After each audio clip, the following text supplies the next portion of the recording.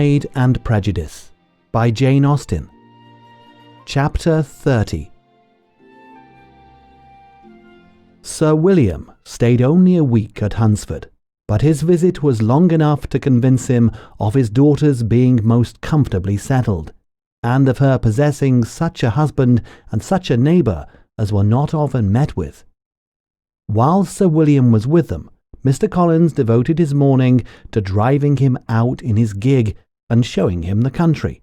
But when he went away, the whole family returned to their usual employments, and Elizabeth was thankful to find that they did not see more of her cousin by the alteration, for the chief of the time between breakfast and dinner was now passed by him either at work in the garden or in reading and writing, and looking out of the window in his own book-room, which fronted the road.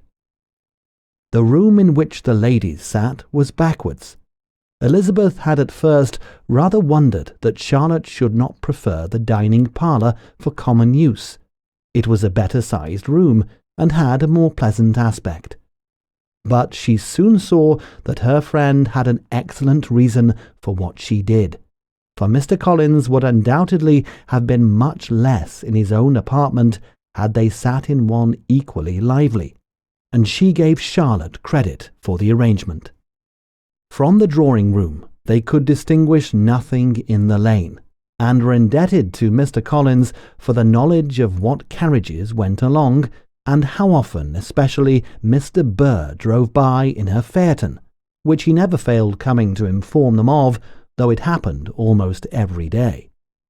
She not unfrequently stopped at the parsonage, and had a few minutes' conversation with Charlotte, but was scarcely ever prevailed upon to get out.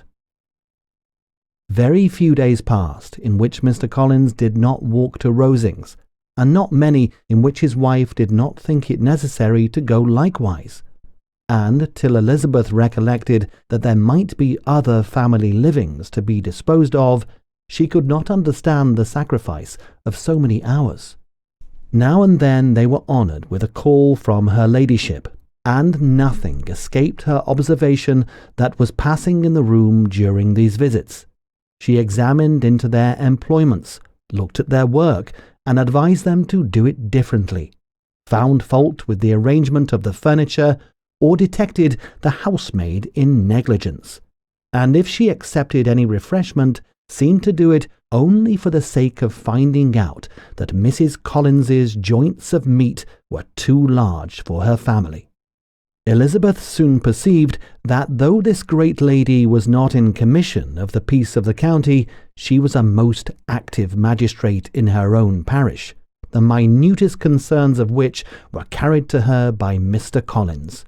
And whenever any of the cottagers were disposed to be quarrelsome, discontented, or too poor, she sallied forth into the village to settle their differences, silence their complaints, and scold them into harmony and plenty.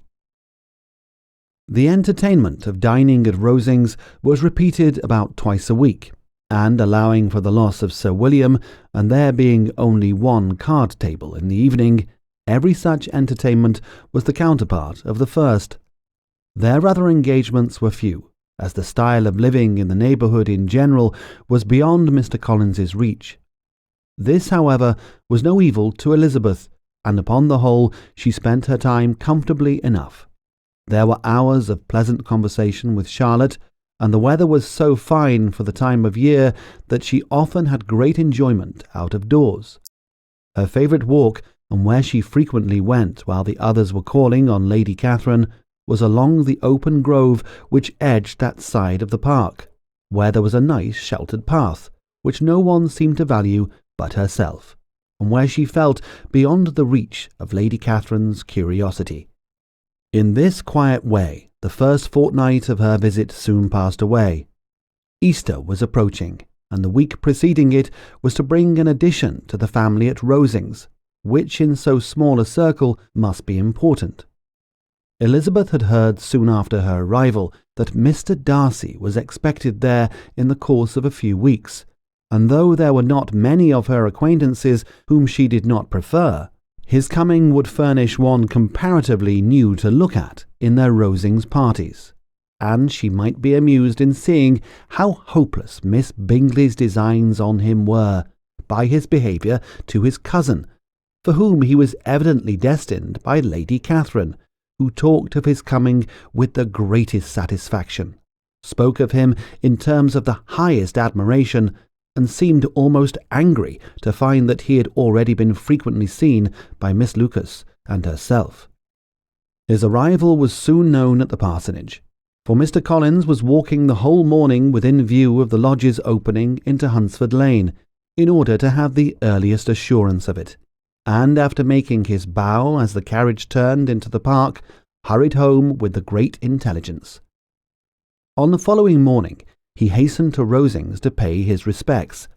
There were 2 nephews of Lady Catherine to require them, for Mr. Darcy brought with him a Colonel Fitzwilliam, the younger son of his uncle Lord, and, to the great surprise of all the party, when Mr. Collins returned, the gentleman accompanied him.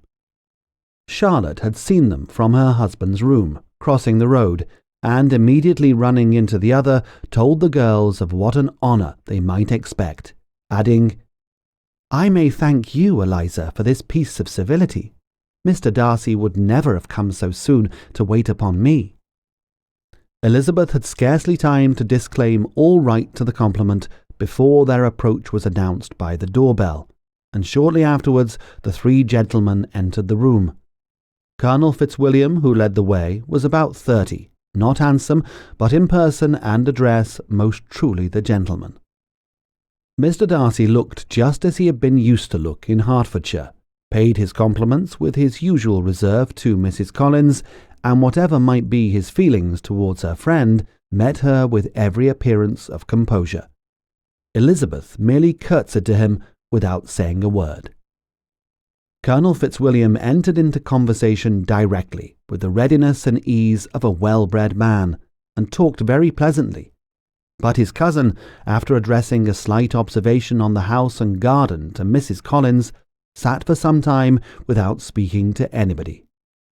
At length, however, his civility was so far awakened as to inquire of Elizabeth after the health of her family.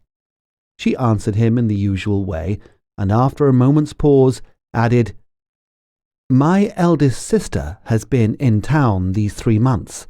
Have you never happened to see her there?" She was perfectly sensible that he never had, but she wished to see whether he would betray any consciousness of what had passed between the Bingleys and Jane, and she thought he looked a little confused as he answered that he had never been so fortunate as to meet Miss Bennet. The subject was pursued no farther, and the gentleman soon afterwards went away.